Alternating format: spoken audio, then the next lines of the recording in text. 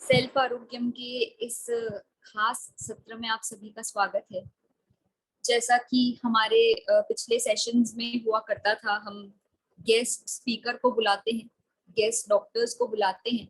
तो वो जो गेस्ट होते हैं वो अपनी अपनी कोई चिकित्सा पद्धति के स्पेशलिस्ट होते हैं। वो किसी ना किसी चिकित्सा पद्धति को बहुत अच्छे से समझते हैं, बहुत अच्छे से जानते हैं। इसीलिए हम आप लोगों को एक ऑल्टरनेट थेरेपी, साइड थेरेपी, ऐसा कुछ सिखाने के लिए, ऐसे इन सबका स्वरूप बताने के लिए साइड स्पेशलिस्ट को बुला लेते हैं। तो आज की जो हमारी साइड स्पेशलिस्ट हैं, आप सबने नाम देखा होगा, डॉक्टर अस्मिता जी श्रीमाल। अ, वे हमारे बीच में जुड़ी हुई है बैंगलोर से। और आप सब जानते हैं उन्हें, बहुत अच्छी से जानते हैं। हमारे इसी सेल्फ आरोग्य के जो पिछले 50 सत्र हुए, उसमें इन्होंने अपनी पूर्ण रूप से अच्छी सहभागिता प्रदान की थी। बहुत ही अच्छी इनकी पकड़ है और इनका बहुत सारा अध्ययन रहा है लौकिक क्षेत्र में। इन्होंने पीएचडी भी की हुई है और यूं कहा जाए कि मेडिकल में तो इनको इंटरेस्ट रहा, इसलिए इन्होंने बहुत सारी ऐसी चिकित्सा पद्धतियां सीख ली। समय के साथ साथ हमारे सेल्फ आरोग्य में भी जुड़ना हुआ और उसकी भी बहुत विधिवत इन्होंने नोट्स भी बनाए, बहुत इन्होंने मेहनत करी है उसमें। और अभी रिसेंटली ही एक मर्म चिकित्सा की ऑनलाइन इनकी वो हुई थी क्लासेस और सब कुछ। तो उसमें उन्होंने मर्म चिकित्सा को बहुत अच्छे तरीके से सीखा और उस मर्म चिकित्सा को इतने अच्छे से उन्होंने समझ लिया है कि आज हमारे सत्र में वे आई हैं और आज हमें इस सत्र के माध्यम से वे हम सबको मर्म चिकित्सा समझाएंगे। आप लोगों ने शब्द सुन लिया, मर्म चिकित्सा। क्या होती है ये मर्म चिकित्सा? तो मैं आप लोगों को एक बहुत छोटा सा इंट्रोडक्शन दूंगी, बिल्कुल बिना विषय को टच किए हुए। मर्म चिकित्सा आयुर्वेद का ही एक हिस्सा है, आयुर्वेद चिकित्सा पद्धति का ही एक पार्ट है। और उसमें क्या होता है कि हमारे शरीर के जो मर्म स्थान होते हैं, मर्म स्थान मतलब जहाँ पर हमारे जो शरीर के टिश्यूज हैं, तो वो कनेक्टिविटी जहाँ पर बनती है, उसको कहते हैं मर्म स्थान। लगभग पूरी बॉडी में 100 से भी अधिक मर्म स्थान होते हैं। तो उन मर्म स्थानों पर पर्टिकुलर रूप से प्रेशर दिया जाता है, दबाव दिया जाता है, ताकि हमारे जो शरीर में रोग हैं उनको दूर किया जा सके। वो रोग कौन कौन से होते हैं, कहाँ कहाँ ये मर्म स्थान होते हैं? मर्म शब्द ही उनको इसलिए दिया गया है क्योंकि वो स्थान जो है वो बहुत महत्वपूर्ण स्थान है हमारे लिए, पूरे स्वास्थ्य के लिए, पूरे शरीर के संचालन के लिए वो स्थान बहुत महत्वपूर्ण माने गए हैं आयुर्वेद की दृष्टि में। तो इसलिए उन्हें मर्म शब्द से संबोधित किया हुआ है। तो ये मर्म स्थान क्या है और ये मर्म चिकित्सा कितनी इफेक्टिव है, कैसे ये काम करती है, क्या वास्तव में आज के समय में मर्म चिकित्सा से कुछ ट्रीटमेंट हो सकता है? ऐसे सब आपके मन में क्वेश्चंस हो रहे होंगे कि हमने तो नाम ही नहीं सुना। जिन्होंने नाम सुना है उन्होंने कभी एक्सपीरियंस नहीं किया। तो इन सब बातों को लेकर के हमारी अस्मिता जी बिल्कुल आज हमारे बीच में आई हैं, उपस्थित हैं। और अस्मिता जी का हम बहुत बहुत स्वागत करते हैं, अभिनंदन करते हैं। और बहुत खुशी का विषय है कि पिछले कुछ सत्रों तक तो हम एज अ स्टूडेंट उन्हें देख रहे थे और आज हम एज अ गेस्ट स्पीकर, बिल्कुल एज अ डॉक्टर, उनको हम हमारे यहाँ पर बीच में बुला रहे हैं। बहुत ही प्रसन्नता का विषय है हमारे लिए। तो अस्मिता जी से मैं निवेदन करूंगी कि वे आए और आज के सत्र को शुरू करें, मर्म चिकित्सा। हाँ, जय जिनेन्द्र सभी को। मैं भी इधर हूँ। थोड़ा सा मैं आप दोनों के बीच में लिंक बनता हूँ, तो थोड़ा सा छोटा सा मंगलाचरण करके और हम प्रारंभ करेंगे और कुछ हम अपने प्रश्नोत्तर से भी इस सेशन को आगे बढ़ाएंगे। तो इस रूप में जरूर हम प्रारंभ करेंगे। छोटा सा मंगलाचरण। पूर्वोपार्जित निज दोषों से जग रोगी है बाल समान। प्रभु आप भव रोग मिटा कर उन्हें किया निरोग महान। निज हित अहित ज्ञान में शिशु सम सभी जगत जनों के वेद। औषधि बतलाई प्रभुवर जो अचूक अनमोल अभेद्य। अपने सेल्फ आरोग्य में हम अहिंसक चिकित्सा पद्धति के परिप्रेक्ष्य में नए नए विधाओं का या नए नए जो भी हमें जानकारी मिलती है उनके अनुसार डिटेल्स यहाँ पर प्रस्तुत करते आ रहे हैं। अस्मिता जी ने मर्म चिकित्सा, आयुर्वेद में मर्मों का वर्णन है 107 मर्म, मारयंती इति मर्मानी, जहाँ पे अगर चोट लग जाए तो मृत्यु के समान पीड़ा होती है, ऐसे ये मर्म स्थान बताए गए हैं। और इन्हीं मर्म स्थानों से क्या चिकित्सा हो सकती है, क्या विधा है अस्मिता जी के पास में, मेरे लिए भी ये एक नवीन कौतूहल का विषय है। तो अस्मिता जी का बहुत बहुत स्वागत है। और आपका जैसे कि आप विषय चलाएंगी वैसे वैसे हमें निश्चित ही बहुत नया प्रमेय मिलेगा। तो अब आपका स्वागत है और आप प्रारंभ करें। श्रुति जी ने आपको पहले इनविटेशन दे दिया है और जहां आवश्यकता होगी मैं फिर से आपको बीच बीच में प्रश्नोत्तर वगैरह से जरूर पूछते रहूंगा। तो आप एक बार प्रारंभ करें, चिकित्सा क्या है, क्या किया जाता है, किस तरह लाभ देती है, इसके लिए आपसे निवेदन है। जय जिनेन्द्र, स्वागत है आपका। अनम्यूट होकर प्रारंभ करें। जय जिनेन्द्र की सभी से आवाज आ रही है बराबर? बेजी, आपको तो मेरा सादर प्रणाम और श्रुति जी को भी बहुत बहुत धन्यवाद। मुझे आपने इस योग्य समझा और ये कोर्स भी जो मैंने किया, ये भी कहना चाहिए आपकी ही प्रेरणा है कि एक अंदर में उत्साह था कि नहीं, ऐसा कुछ सामने दिखा कि क्या है ये, बिना दवाई के बता रहे हैं तो जरूर हमारे जो मतलब हमारे समाज के जो जन है, हमारे त्यागी वृत्ति, उनके भी किसी के काम आ सकता है, हमारे भी काम आ सकता है ना, आगे समाधि से तो जाना ही है। तो ये सोचकर मैंने इसे किया था। फिर अभी एक बहुत अच्छा रहा कि जब वेद जी ने मुझसे ये विनती, तो क्या कहूँ, वो मुझसे विनती करते हैं, मैं तो कहती हूँ वेद जी आप आज्ञा दीजिए। तो उन्होंने जब कहा तो मैंने इसे बहुत गहराई में फिर अपने जैन धर्म के उसमें परिप्रेक्ष्य में जब देखा तो बहुत नए नए खुलासे हुए। तो उन सबको मिलाकर आज का विषय मैं आपके समक्ष प्रस्तुत करती हूँ। आप सभी ध्यान पूर्वक इसे सुनिएगा और समझने का प्रयास कीजिएगा। अब प्रश्न जो भी रहे उन्हें हम बाद में ले लेंगे, तो बीच में प्रयास कीजिए कि आप कोई भी इंटरप्ट ना करें, ताकि मेरी एक लिंक ना टूटे। वही पहली पहली बार उस मंच पे अभी तक तो स्टूडेंट थी, अब थोड़ा सा सीनियर पे आके बैठी हूँ। चलिए, सबसे पहले हम ये जानते हैं कि मर्म किसे कहते हैं। देखो, सामान्य बोलचाल की भाषा में तो हम कह देते हैं ना कि मर्म का अर्थ इसका क्या है, इसका मूल क्या है, या किसी भेद को भी मर्म कह देते हैं। कोई छिपा हुई बात होती है तो उसको भी हम मर्म कह देते हैं। पर यहाँ इसका आशय और भी गंभीर है। देखो, संस्कृत में एक आता है एकदम, मरण मरणे म्रियते अस्मिन इति मर्म, अर्थात इनसे मरण की प्राप्ति होगी, ये मर्म है।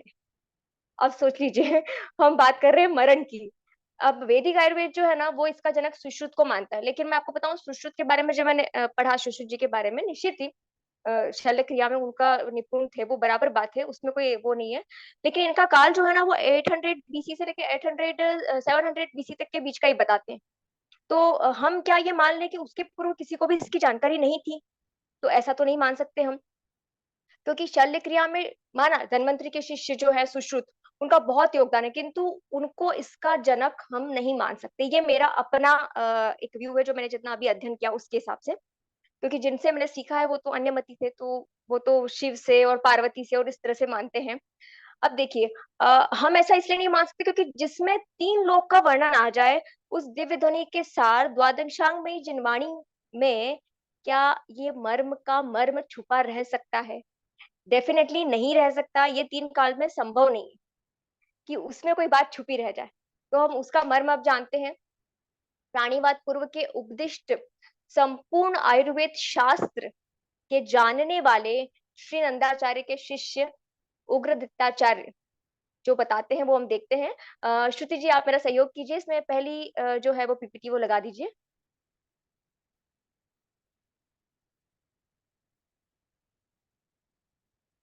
शायद श्रुति जी से संपर्क नहीं हो पा रहा है, कोई बात नहीं, चलिए मैं कर रही हूँ, स्क्रीन शेयर कर रही हूँ मैं। जी जी, धन्यवाद।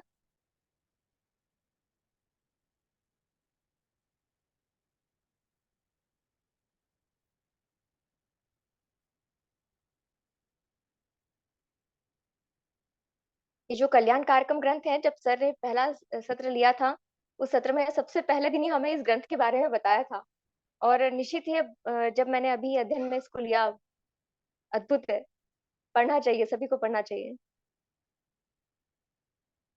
इस कल्याण कार्यक्रम ग्रंथ के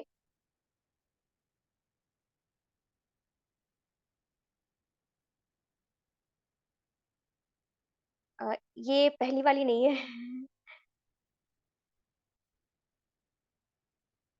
हाँ जी, इस कल्याण कार्यक्रम ग्रंथ के इसके पहले जो आई थी प्रथम नंबर से, हाँ जी, यही वाली है। इस कल्याण कार्यक्रम ग्रंथ के तृतीय परिच्छेद के, आप देख सकते हैं स्क्रीन पे बड़ा करके, तृतीय परिच्छेद के जो 5वें श्लोक के अंतर्गत मर्मादिक की गणना संबंधी श्लोक है। मर्मादिक की गणना लिखा हुआ ना, यहाँ से मर्मादिक के बारे में चर्चा शुरू की है। इसके लिए हम क्या चर्चा शुरू की है वो हम देखते हैं। दूसरे नंबर की पीपीटी लगा दीजिए। इस 5वें श्लोक में देखिए, आप अगर देखेंगे तो क्या लिखा हुआ है, सप्तोत्तरम मर्म शतम प्रदिष्टम, यानी कि 7 और 100 मिलकर 107 मर्म बताए गए हैं।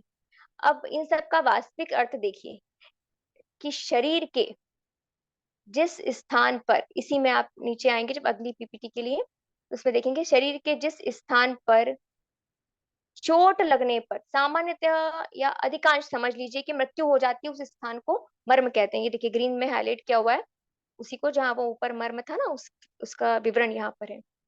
तो उस स्थान को हम मर्म कहते हैं, मतलब वो स्थान विशेष जो है ना, उसको मर्म कहा गया है। शरीर में जो, शरीर को अगर हम एक जमीन मान ले तो शरीर पे जो एक स्थान विशेष है उसको मर्म कहा। अब ये जो मर्म होते हैं ना, ये सार्वभौमिक होते हैं, अर्थात भूमि गोचरी मनुष्य हो कि विद्याधर मनुष्य हो, सभी में होंगे ये।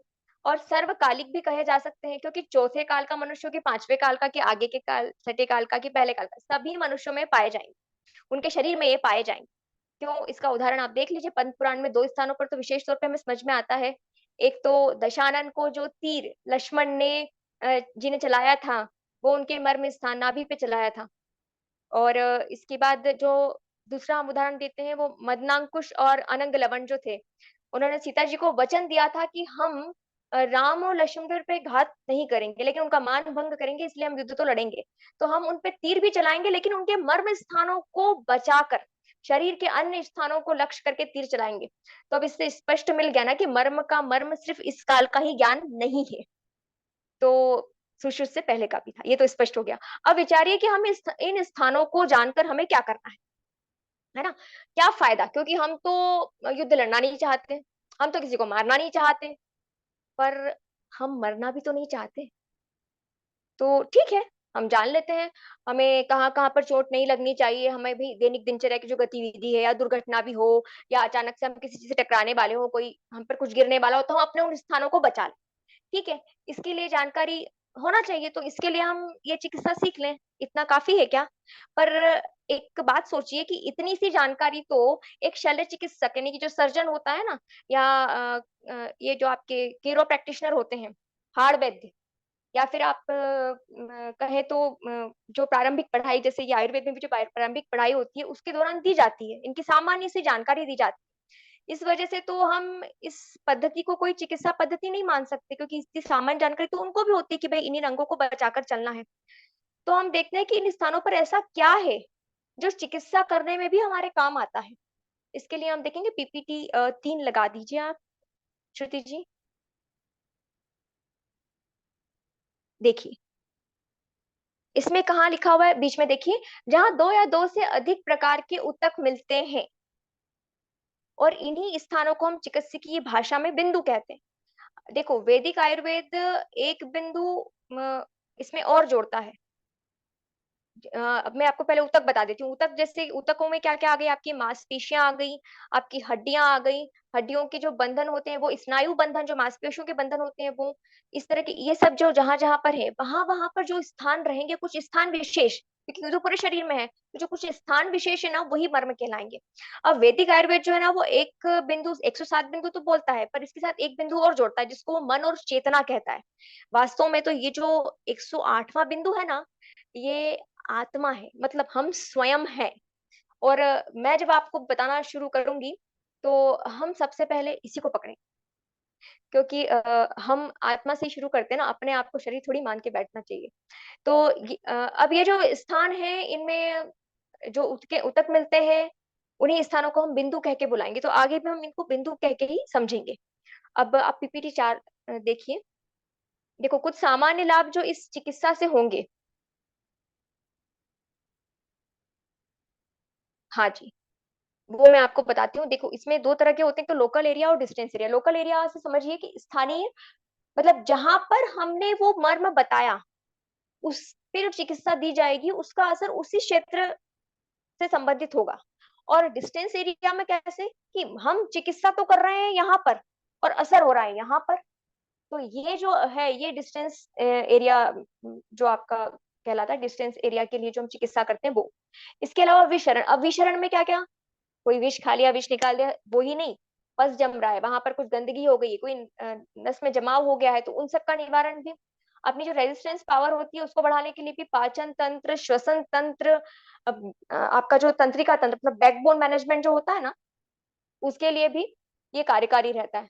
और कुछ लोगों को बहुत रहता है ना कि फॉर ग्लोइंग स्किन हमारी कैसी, तो फॉर हेल्दी ग्लोइंग स्किन के लिए भी बहुत अच्छा है। और त्रिकी दोष की साम्यता के लिए, ये तो चूंकि आप आयुर्वेद कोर्स कर रहे हैं तो आपको अच्छे से अभी स्पष्ट हो ही रहा होगा। जो तीनों दोष हैं, दोष मतलब दोष नहीं, कफ वात पित्त, इनका जो बैलेंस बना रहे उसके लिए भी।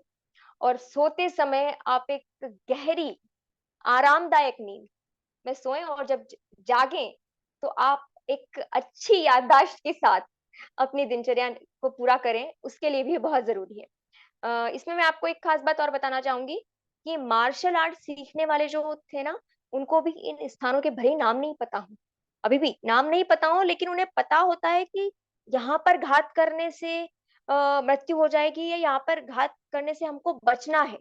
ये सारे स्थानों में से काफी स्थान उनको पता होते हैं।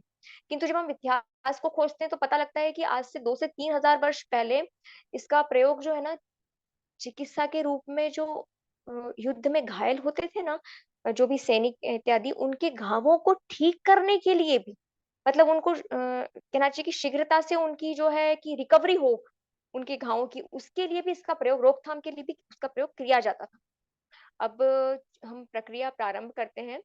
उसके पहले मैं चाहूंगी कि आप अपनी कॉपी पेन वगैरह सब व्यवस्थित करके बैठ जाएं, क्योंकि कुछ ऐसे बिंदु जिन्हें बार बार नहीं बता पाऊंगी, और जब तक आपको पीडीएफ शेयर होगी तब तक भी बहुत समय लगेगा। और एक बात जब मैंने सीखी थी, तो सीखी थी कि साथ में लेकर बैठना, और एक एक चीज हम खुद जब लिखते हैं ना अपनी भाषा में, तो जब हम दोबारा देखते हैं उन्हें करने के समय, तो हमें तुरंत समझ में आता है कि करना क्या है, कैसे करना है हमें चिकित्सा।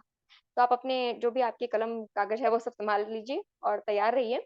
प्रक्रिया प्रारंभ करने के पूर्व आप इतना समझ लीजिए कि ये जो सूची दाब और सूची भेदन होता है, सूची दाब मतलब एक्यूप्रेशर आपका, और सूची भेदन मतलब आपका एक्यूपंचर, इसके ज्ञान को, जिनको भी इसके बारे में ज्ञान है, वो भी अपने इस ज्ञान को अभी थोड़ी देर के लिए एक और रख दें। यहाँ पर उनका कोई मिलाप ना करें। यहाँ तक कि आपका जो ये योगासन, प्राणायाम, हस्त मुद्रा, रेकी इत्यादि जो भी ये ज्ञान है, इसको आप अभी एक और रखें, वरना ये गड्डम गड्ढ हो जाएगा और आप जो भी सीखने जा रहे हैं वो नहीं सीख पाएंगे। तो बिल्कुल एक कोरे कागज के समान ध्यान पूर्वक यहाँ बैठे और इस चिकित्सा को समझने का प्रयास करें। अभी हम थोड़ी सी पूर्व तैयारी कर लेते हैं। इसके लिए इसकी पूर्व तैयारी में मैं आपको बता देती हूँ कि अ, सबसे बेहतर है कि आप लेटकर इसे करें, तो ये सबसे अच्छे परिणाम देते हैं। वैसे आप आवश्यकता पड़ने पर कहीं भी बैठे हुए भी कर सकते हैं, पर जहां तक संभव हो सबसे पहले आप इसे सीधे लेट कर करें, पीठ के बल सीधे लेट जाएं, आरामदायक आसन पे लेटें। मैं ये नहीं कहूंगी कि आप जमीन पे ही लेटें या फिर जो योगा मैट्स आती हैं उन पर लेटें। आप बिस्तर पर भी लेट सकते हैं, पर समतल होना चाहिए बस। अब जितने अधिक मर्म हम लेटकर करते हैं ना, उतना अच्छा रहता है। कुछ एक मर्म जो है हम लेटकर नहीं कर पाते, तो उन्हें हम बैठकर कर सकते हैं। और बैठना भी पड़ता है, तो हम कैसे बैठते हैं? सुखासन। सुखासन आपको पता होना चाहिए, सामान्य जो थोड़े से पैर ऐसे जोड़े करके बैठते हैं, या फिर जो पद्मासन, हम सामयिक के काल में बैठते हैं, भगवान की मुद्रा, हाँ, समझ लीजिए। तो जो हमको उसमें आरामदायक रहे, हमारे जोड़ों को दबाव नहीं पड़े, हमारे पैरों के जोड़ों पे, पीठ की हड्डी में खिंचाव नहीं पड़े, इस तरह से हमें बैठना है। क्योंकि जितना ज्यादा मोड़ होगा, उतनी ज्यादा धीरे धीरे ये चिकित्सा असर करेगी। तो जितना कम मोड़ होगा ना शरीर में, जितना समतल होगा, तो उतनी जल्दी ये चिकित्सा असर करना प्रारंभ करती है। अब देखिए, ये होने के बाद, अपना आसन व्यवस्थित होने के बाद, हम 3 बार जो है वो दीर्घ श्वास करेंगे। मतलब लंबी गहरी सांस लेंगे, थोड़ी देर रोकेंगे, फिर उसे धीरे-धीरे निकाल देंगे। ऐसा हम 3 बार करेंगे। जिन्हें अंदर रोकने में समस्या होती है, उनके लिए मैं यहाँ पर एक बिंदु बता देती हूँ। ये बिंदु दरअसल मर्म चिकित्सा का तो नहीं है, पर मैं एक प्रयास बता रही हूँ। आप जो ये अंगूठा होता है ना, अंगूठे का जो ये पहला जोड़ होता है यहाँ पे अंदर की तरफ हथेली की ओर, उसमें इस तरह से रखिए। साँस लेने के बाद इस तरह से इसको दबा के रखिए, तो आप थोड़ी-सी ज़्यादा समय तक अंदर उसको रोक पाएँगे, जो लोग नहीं रोक पाते हैं साँस को, और उसके बाद छोड़ने के साथ इसे भी दूर कर दीजिए, अंगूठे और उँगली को अलग-अलग। अब आँखें बंद रखेंगे तो ज़्यादा अच्छा रहेगा, आपको स्थिरता करने में सुविधा रहेगी। कम से कम 1 से 2 मिनट तक हम निश्चल्य होने का प्रयास करेंगे, और यही हमारा 108वाँ बिंदु है जहाँ से मैं शुरू कर रही हूँ। जिनसे मैंने सीखा है, उन गुरु ने मुझे जो सिखाया है, उन्होंने ये बिंदु सबसे आखिरी में लिया था, क्योंकि वो इस पे ज़्यादा बल सभी नहीं देते, जितने भी हैं, सभी नहीं आपकी देते हैं। आवाज़ बहुत छोटी आ रही है, तो जो आप बताओगे ना वो क्लियरली नजर नहीं आएगा। आप बहुत छोटे से नजर आ रहे हो साइड में। अ, या तो अब ये अभी मैं स्लाइड बताऊँगी पर मैं आप बताऊँ सेंटर में आ जाओ। मैं बताऊँगी तब आपको बड़ा दिखेगा। मैं बताऊँगी तब आपको बड़ा दिखने लग जाएगा।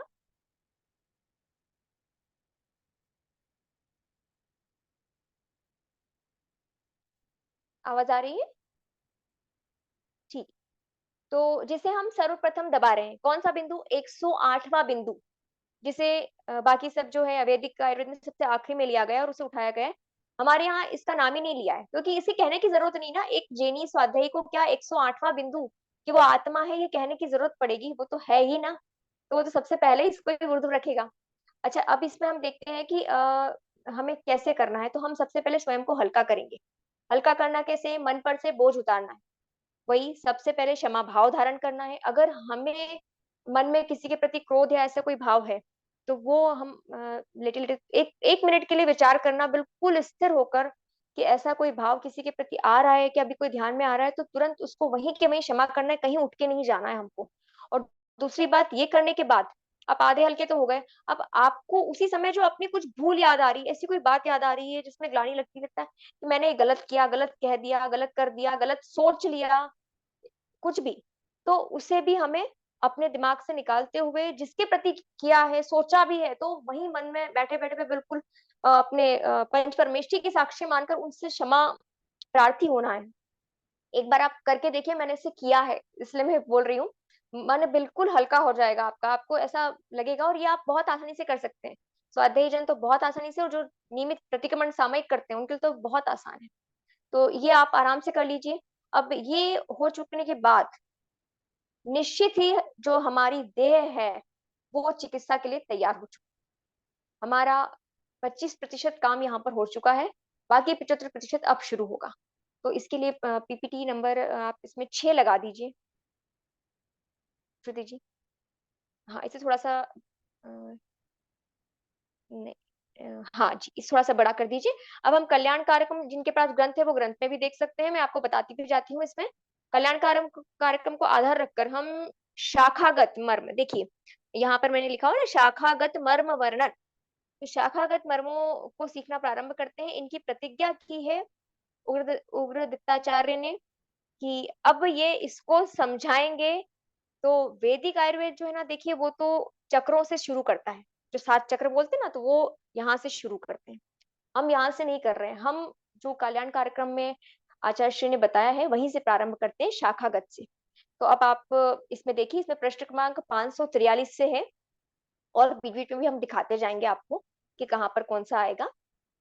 तो अभी हम आपको बताना शुरू करते हैं। श्रुति जी, मेरी स्क्रीन को बड़ा कर दीजिए आप थोड़ा-सा, ताकि मैं आसानी से बता पाऊँ। इसे हटा लीजिए, पीपीटी को।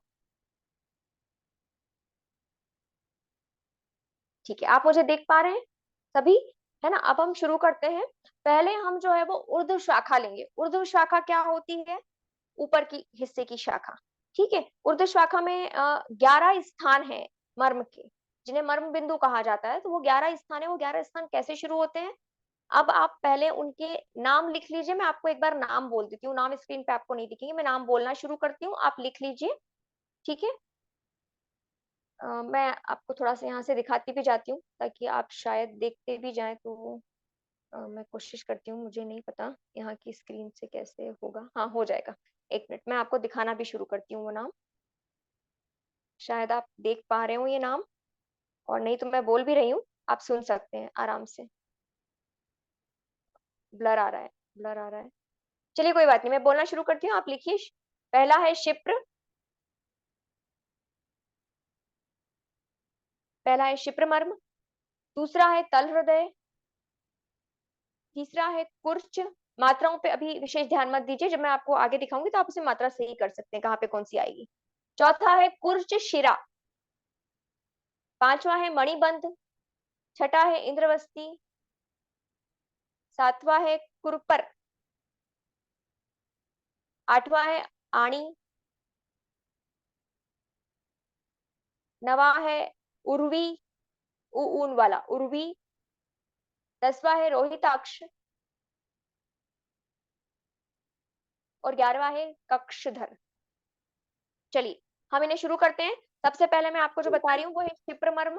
क्षिप्रमर्म कहाँ होता है, इसकी लोकेशन भी देखिए और समझने का प्रयास कीजिए इसको। हमारी पहली उंगली जो ये है और अंगूठे, इन दोनों का जो जोड़ आता है, ये यहाँ पर जो जोड़ आ रहा है ना, इस जोड़ के ऊपर होगा। अच्छा, इसमें मैं बता दूं कि हमें ये दोनों हाथों पर करना रहेंगे। और जो महिला वर्ग है, ऐसा सामान्य वहां पर बताया जाता है कि आप इसे दाईं तरफ से शुरू करें, मतलब पहले दाएं हाथ के कर लें फिर बाएं हाथ के करें। और जो पुरुष वर्ग है, मेरे भैया लोग हैं, वो सब पहले सीधे हाथ से करें और फिर उल्टे हाथ पे करें इसको।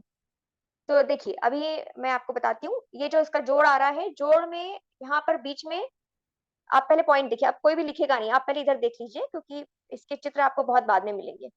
ये यहाँ पर आएगा, एकदम यहाँ नहीं, क्योंकि ये बहुत पतली चमड़ी है। आप इसे जब लाइट में देखेंगे ना तो आपको ऐसी लाल लाल लाल लाल हल्की सी दिखेगी। तो यहाँ पर तो कुछ मांस है नहीं, थोड़ा सा नीचे, आप मानिए आधा सेंटीमीटर होगा, आधा सेंटीमीटर नीचे जाएगा बस। तो इसमें आपको यहाँ पर इस तरह से एक उंगली और एक अंगूठा लगाकर पीछे इसे कैसे दबाना है वो देखिए। यहाँ पर आपको इसे 9 बार दबाना है, और एक बार का जो दबाव का समय रहेगा वो अधिकतम 8 सेकंड हो सकता है। झटके नहीं देना है, इसे दूर नहीं करना है, बस इसी से ऐसे 1 2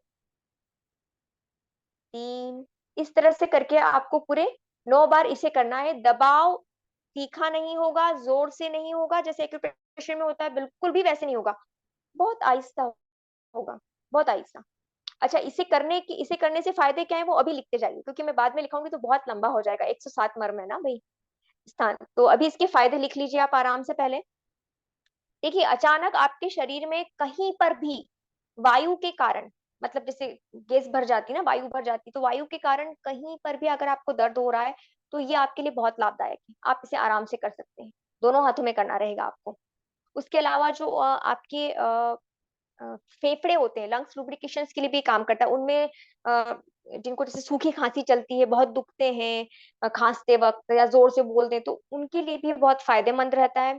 हृदय के लिए, अपनी हार्ट की, हालांकि हृदय के लिए और भी रहेंगे, पर ये भी एक उनमें रहेगा, जब वो क्रम पूरा बनेगा ना उसमें एक ये भी रहेगा, तो इसे आप ध्यान में रखिए। जो श्वास संबंधी रोग होते हैं, श्वसन तंत्र से संबंधित जितने भी, उनके लिए भी ये उपयोगी, खांसी खूब आना, कफ बहुत निकलना, तो उसमें भी ये एक उपयोग किया जाता है। और भी किए जाते हैं पर इसका भी उपयोग उसमें किया जाता है। चलिए, अभी आपने नोट कर लिया, हम लोग अगले पे चलते हैं। अगला दूसरा हमने बताया था तल हृदय। अब ये तल हृदय क्या होता है, इसकी स्थान देखिए, पहले समझ लीजिए आराम से, पहले इसको देखिए, अभी लिखना बंद कर दीजिए। ये जो हमारा हाथ है, इसको हम आहिस्ता से नॉर्मल मुट्ठी जो बांधते हैं ना, वो ना तो ऐसे जोड़ लगा के, ना ऐसे, कुछ भी नहीं, सिर्फ सामान्य हाथ बंद कीजिए। आप ट्रेन पे जब चढ़ते हैं तो कैसे हैंडल पकड़ते हैं बस, ये दरवाजा खोलते तो हैंडल पकड़ते हैं, तो बस इसे नॉर्मल अपना हाथ बंद कीजिए। अब आपकी जो ये वाली है ना मध्यमा, ये जहां पर आती है, वहां पर जो है आपका तल हृदय। अब देखिए, मैं आपको जो बता रही हूँ ये गलत है, मेरा लोकेशन गलत है। क्यों? क्योंकि मेरी उंगली थोड़ी सी तिरछी है। अभी अगर मैं इनको करती हूँ तो यहाँ आता है, लेकिन यहाँ तल हृदय नहीं होता है। तल हृदय को पहचानने का एक और तरीका, अगर आपका हाथ भी इस तरह से तिरछा जा रहा है तो आप इस तरह से नहीं पहचान पाएंगे, सीधा जाता है बिल्कुल लोकेशन पे, बिल्कुल जैसे मेरी इस हाथ की बिल्कुल सीधी जाती है, तो मैं लोकेशन बिल्कुल पहचान लेती हूँ जो। लेकिन इसमें तिरछा है तो कैसे पहचानेंगे वो बताती हूँ। हाथ को ऐसे रखिए, आप एक चाहे तो एक पेन ले लीजिए या पेंसिल ले लीजिए, यहाँ से ये जो जॉइंट है ना अपना, ये वाला जॉइंट ऐसे समझ लो जो चाहिए, तो ये जो पॉइंट है ना, यहाँ से एक लाइन यहाँ तक खींच लीजिए, ठीक है। उसके बाद ये जो आपकी बीच की उंगली है ना, यहाँ से एक लाइन ऐसे यहाँ तक खींचिए, ठीक है, बिल्कुल बीच में सीधी लाइन खींचिए, आप पेन से खींच लीजिए आपके इस पे। और फिर जहां पर ये क्रॉस होता है ना, वहां पर तल हृदय आएगा। एक और तरीका है, देखिए मैं आपको बताती हूँ बहुत नजदीक से, चूंकि इसमें दिखेगा कि नहीं मैं नहीं कह सकती, कोशिश करती हूँ। ये देखिए, ये यहाँ पर ना जब आप महसूस करेंगे हल्का सा उभरा हुआ रहता है। हाँ, जिनका हाथ थोड़ा मोटा है हथेली, उनका मैं नहीं कह सकती, जिनके जैसे मेरे हाथ में थोड़ा सा गड्ढा पड़ता है ऐसे रखने पे, तो यहाँ दिख जाता है। आप टच करेंगे ना तो आपको यहाँ पे जो पल्स होती है ना वो महसूस होगी, मतलब जो नाड़ी। जब वेजी ने मुझे सिखाया था तो मैंने इस तरह बहुत प्रश्न पूछे थे, जब मैंने ये सीखा तो मुझे और भी स्पष्ट हो गया कि यहाँ से भी नाड़ी का स्पंदन महसूस किया जा सकता है। बिल्कुल आपको महसूस होगा। हाँ, कभी कभार ठीक है, खाने वाने के बाद या भारी खाना खा ले तो नहीं पकड़ में आती, पर ये स्थान आप इस तरह से, ये सबसे अच्छा तरीका जो मैंने आपको प्लस से बताया, इससे आप पकड़ सकते हैं, ठीक है। यहाँ पर भी तरीका वही रहेगा, लेकिन एक बात और है, यहाँ पर भी हाथ यहाँ रहेगा और पीछे की तरफ सेंटर में, यहाँ से इस तरह से। तो अपन क्या करेंगे कि हल्के हल्के से अंगूठा यहाँ रखेंगे पीछे, आप पहली उंगली या मध्यमा जो रखना चाहे रख सकते हैं दोनों में से, और आहिस्ता आहिस्ता वही प्रक्रिया वही है, 9 बार लेना है, अधिकतम 8 सेकंड से ज्यादा एक बार में नहीं होना चाहिए, और बिल्कुल आहिस्ता आहिस्ता इसको करना है, ठीक है। 9 बार होने के बाद इसे छोड़ देंगे। अब इसके फायदे वो लिख लीजिए आप। देखिए इसमें क्या क्या है, एक तो वही कि जैसे अफरा आ रहा है, बहुत वायु का प्रकोप ज्यादा लग रहा है शरीर में, तो ये बहुत काम करता है, और ये सच में बहुत जादू भरा काम करता है, क्योंकि ये पूरा हृदय से, इसका नाम ही जुड़ा हुआ है, तल हृदय, बिल्कुल हृदय से जुड़ा हुआ है। तो हृदय संबंधी जितनी भी समस्याएं है ना, सबके लिए इसको प्रयोग कर लीजिएगा। मैं इसलिए बोल रही हूँ कि बाद में आप अलग अलग प्रश्न पूछेंगे, तो इसलिए अभी नोट कर लेंगे तो आप खुद ही अपने प्रश्नों के उत्तर ढूंढ लेंगे, है ना। तो ये इसके लिए है। और इसके अलावा ये है गठिया रोग जिनको होता है, दोनों तरह की गठिया, रूमेटाइटिस और आपका अर्थराइटिस जो होती है ना, दोनों तरह के गठिया में भी ये बराबर काम करता है। लकवा जो होता है उसके लिए भी इसका हम प्रयोग करते हैं। सीने में अगर दर्द हो रहा है कभी भी आपको, तो वहां भी आप इसको प्रयोग करेंगे। जो कहना चाहिए कि खून का जो दौरा, जैसे किसी को भी मान लीजिए हृदय का दौरा पड़ा हो एकदम से, कुछ भी नहीं सूझ रहा है हमें कि हम क्या करें, हमारी स्थिति ऐसी, हम खांस भी नहीं पा रहे हैं, अगर किसी तरह से आप हाथ लगाकर यहाँ पर इसको करते हैं, दबाव देते हैं, तो उसमें भी आपको अकस्मात स्थिति में आराम पड़ेगा। लेकिन ध्यान रखिएगा, ये दबाव एक्यूप्रेशर जैसा नहीं है, ये बहुत मर्म, मतलब बहुत नाजुक है, ये तो नाजुकता से ही आपको इसको दबाना है, आपको इसको सिर्फ स्टिमुलेट करना है, मतलब उत्तेजित करना है, इसको कोई आक्रामक रूप से नहीं दबाना है। यहाँ आक्रामक रूप से दबाया नहीं जाता है, इसलिए मैंने कहा था दूसरा ज्ञान बिल्कुल एक तरफ रख दीजिएगा। तो ठीक है, ये आपने लिख लिया, अब हम अगले आगे बढ़ते हैं। अगला मर्म है हमारा कुर्च। कुर्च मर्म, अब इसमें कुर्च मर्म कैसे होता है, देखिए मैं आपको बताती हूँ। हम फिर से यहाँ इसी पीछे की तरफ आएंगे। ये अंगूठा है, ये अंगूठा हमने यहाँ से मोड़ा है ना, ये इसका पहला मोड़ है। अभी आप लोग लिखिएगा नहीं, आप सिर्फ देखिए, आप लोग ताकि आप लोग देख लें फिर लिख लीजिएगा। ये अंगूठे का पहला मोड़ है, और ये वाला अंगूठे का कौन सा मोड़ है, यहाँ जो आएगा ये दूसरा मोड़ कहलाएगा अंगूठे का, है ना। ये पहला मोड़, ये दूसरा मोड़। ये जो दूसरा मोड़ है ना, ये जो दूसरे मोड़ की हड्डी है, इस हड्डी के ठीक बीचों बीच, मतलब इस हड्डी के ऊपर ही आएगा, इस हड्डी के ऊपर जो आएगा ना वो होगा कुर्चमर्म। दोनों तरफ से दबाना है, इधर इधर भी और इधर भी। हाँ, यहाँ आप थोड़ा सा ज्यादा प्रेशर दे सकते हैं, एक्यूप्रेशर जितना नहीं, हाँ ध्यान रखिएगा, एक्यूप्रेशर जितना नहीं, पर थोड़ा सा ज्यादा, जितना आपने तल हृदय में दिया था उससे थोड़ा सा ज्यादा इसको दबा सकते हैं, हाँ, क्योंकि हड्डी है ना, तो थोड़ा सा दबाव बढ़ा सकते हैं, समय वही रहेगा, आवर्ती मतलब इसका जो रिपीटेशन होगा वो भी उतना ही रहेगा, ठीक है। इसके अब जो फायदे होते हैं वो देख लीजिए, उन्हें आपको नोट करना चाहिए। आंखों के लिए मैंने कहा था ना, ये दूरवर्ती है, ये डिस्टेंस वाला है, दबाएंगे यहाँ पर असर वहां होगा, तो ये आंखों के लिए, क्षमा करिएगा, ये है आंखों के लिए। सिर में जो खून का प्रवाह, अगर कहीं पे थक्का जम रहा है, ऐसा कुछ लगता है कि कहीं हम टकरा गए अचानक से, तो वहां टकराए, वहां तो जो चिकित्सा करेंगे करेंगे ही, इसे भी प्रयोग कीजिए, तो ब्लड सर्कुलेशन थोड़ा फास्ट हो जाएगा आपके सिर की नसों में। उसके अलावा वात नियंत्रण के लिए तो है ही, कि वायु का बैलेंस बना रहे शरीर में, जितनी चाहिए उतनी रहे, ज्यादा बढ़े भी नहीं और कम भी ना हो जाए। और एक खास बात जो है इसमें, बहुत से लोग पूछते हैं ना, नाखून की खराबी हो जाती है, नाखून कटते फटते रहते हैं, हरे नीले काले पीले हो जाते हैं किसी के, तो या फिर ऐसी लाइनिंग हो जाती है जो कैल्शियम की कमी से होती है, अभी तो बहुत कम हो गई है आयुर्वेद की चिकित्सा से। तो उन सब के लिए भी हमें इसको प्रयोग करना चाहिए, कुर्च मर्म को। ये वहां भी बहुत फायदेमंद रहता है। ठीक है, तो अब आपने नोट कर लिया, हम आगे बढ़ते हैं। अगला हमारा नाम था कुर्च शिरा। शिराओं पे है ना, तो कुर्च से हम आगे बढ़ेंगे। अब देखिए इसमें क्या होता है, मैं आपको बताती हूँ, इसको बहुत ध्यान से देखिएगा। आप जब अपने लिए करेंगे ना, अब हम आपको उस तरह से बताएंगे, अब आप जब अपने लिए करेंगे तो आपको अपने ही हाथ की 2 उंगली, दूसरे हाथ की 2 उंगली को, जहां हमने कुर्च देखा था ना, कुर्च से ठीक नीचे, ये जो जा रही है ना नस आपको दिख रही है, ये जा रही है, देखिए मेरे हाथ पतले तो आपको बहुत आसानी से दिख जाएगी जो जा रही है। यहीं पर आपको क्या करना है, यहाँ पर ये हमारा कुर्च था, यहाँ पर हम अपनी ये 2 उंगलियां रखेंगे इस तरह से। अभी दूसरी उंगली जहां पर नीचे आ रही है ना, तो इसी स्थान पर हमारा कुर्च शिरामर्म है। इस कुर्च शिरामर्म को भी हम अंदर और बाहर दोनों तरफ से दबाएंगे। ठीक है, वही तरीका वही है जैसे मैं दबाना था। यहाँ आहिस्ता ही रहेगा, यहाँ ज्यादा जोर नहीं लगेगा, शिरा के ऊपर है ये, और आवृत्ति उतनी ही है, 9 बार। तो ये हम करेंगे। अब इसका क्या फायदा है वो भी लिख लीजिए। इसका फायदा भी वही दूरवर्ती भी है आंख के लिए, क्योंकि ये कुर्च से जुड़ी हुई शिरा है, आंख के लिए है। साथ में पेट के पाचन संबंधी जो समस्याएं होती हैं उनमें भी हम इसके कॉम्बिनेशन में इसको भी प्रयोग करते हैं, तो वहां भी ये आएगा। वात शांति, की वात जो शरीर में हमारे फैल रही है उसकी शांति के लिए भी हम इसका प्रयोग करेंगे। इसके अलावा दिमाग को ठंडा करने के लिए, वही जब कभी बहुत चिंता हो जाए दिमाग में, या एकदम धूप में से आ रहे हैं, या बहुत काम करके पसीना पसीना हो रहे हैं, तो उसमें दिमाग को शांत करने के लिए भी इस मर्म का हम प्रयोग करेंगे। चलिए, अब हम अगले मर्म पे चलते हैं हमारे, जिसका नाम है मणिबंध। बहुत लोग ने इनका नाम भी सुना होगा और आसानी से ढूंढ भी लेंगे फिर मैं बता देती हूँ। यहाँ पर हमें जो बताना है, ये देखिए, ये जो लाइन दिख रही है ना आपको, ये लाइन चलती है हमारी कलाई पर, सबकी कलाई पे होती है, दिखेगी आराम से आपको। इस लाइन के ऊपर यहाँ से जो हमारी ये शिरा आती है ना, ये हड्डी और शिरा यहाँ से, ये यहाँ पर आकर मिलती है। इसका एक और तरीका है, हमने जो लाइन खींची थी ना तल हृदय को ढूंढने के लिए, वो लाइन बिल्कुल सीधी होना चाहिए, लाइन को तिरछा मत कर लेना अगर उंगलियां तिरछी हो तो।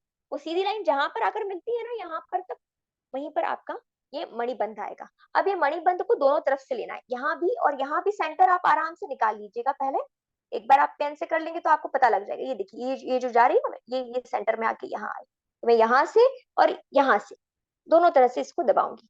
दबाव का तरीका हल्का होगा, ये हड्डी नहीं है, यहाँ पर नसें होती हैं, और ये बहुत महत्वपूर्ण, मतलब नस काट के आत्महत्या कर ली तो उस तरह की ये है, बहुत नाजुक सी। तो इसको आपको वही दबाव का हल्का देना है। आवृत्ति वही रहेगी 9 बार, और अधिकतम 8 सेकंड, कम ले सकते हैं पर 8 से ज्यादा सेकंड के लिए पहली एक बार में दबाव नहीं होना चाहिए इसका। ठीक है, अब एक बात का और ध्यान रखिएगा कि बाय चांस अगर आपकी हाथ में कहीं भी यहाँ पर सूजन है, हम जहां भी मर्म दे रहे हैं वहां पर अगर सूजन है आपको पहले से, तो आपको क्या करना है कि अपने उस स्थान को बहुत आहिस्ता दबाना है। मतलब ये समझिए कि आप जैसे छोटे बच्चे को दबा रहे होते हैं ना, वैसे इनको दबाव देना है, उससे ज्यादा दबाव इस पे नहीं देना है, बहुत आहिस्ता दबाव देना है ना। अब इसका क्या क्या फायदा है, कुछ कहना चाह रहे हैं श्रुति जी?